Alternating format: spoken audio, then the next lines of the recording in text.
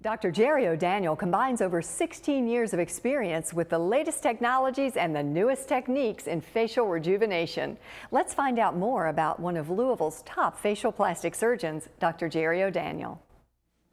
In 1985, as I was trying to determine which path I was going to take in my career, I had the unique opportunity to work with a famous French surgeon who specialized in babies' faces. He cut the bones, moved them around, reshaped the soft tissue, and watching him lit a fire in me that it took 9 years to satisfy. I spent the next 9 years of my life specializing in facial surgery, working with every great surgeon I could find. After finishing my 9 years of surgery training, I've spent the last 16 years specializing in the face, taking all these skills I've learned, turning them into very unique operations that treat faces young and old. I feel my philosophy for treating the face is unique in that we're using multimodality therapies. Not only using fillers, we're using surgery, we're using lasers, we're using all the procedures in one operation.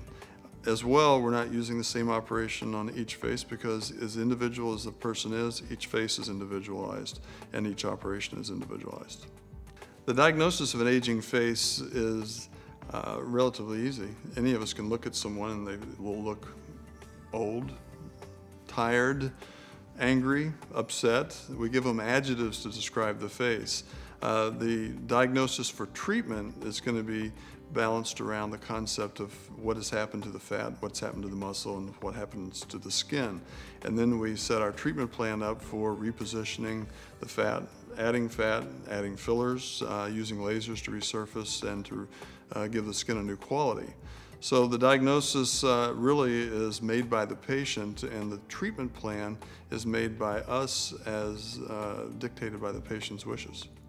I think an interesting way to look at facelifts today, to look at the older facelifts when we would, what we'll refer to as the old new face, the people who show up on TV and it's very obvious they look like different people, versus a new facelift, which is one that will retain a person's intrinsic look.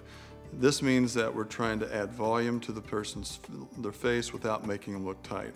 Think about it. At what point in our life is our skin tight like the skin pulled over a drum? I mean, an 18-year-old has anything but tight skin. It's supple, it's round, and it has great movement. So the concept of doing an operation that stretches the skin is counterintuitive to youth.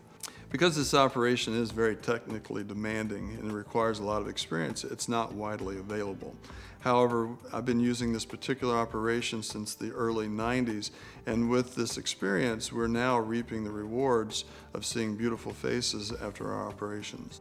I observe the outcomes of my own surgery. I now have 16 years of experience with my patients returning over 10, 12, 15 years later from their operations, and I'm teaching myself by power of observation. I can look at an operation I did 2 years ago and see the results today, and if I'm dissatisfied with that outcome, then I'll modify that approach. That kind of experience is invaluable, and that is really, at the end of the day, much more important than where you did your training is what you've done since you began your practice.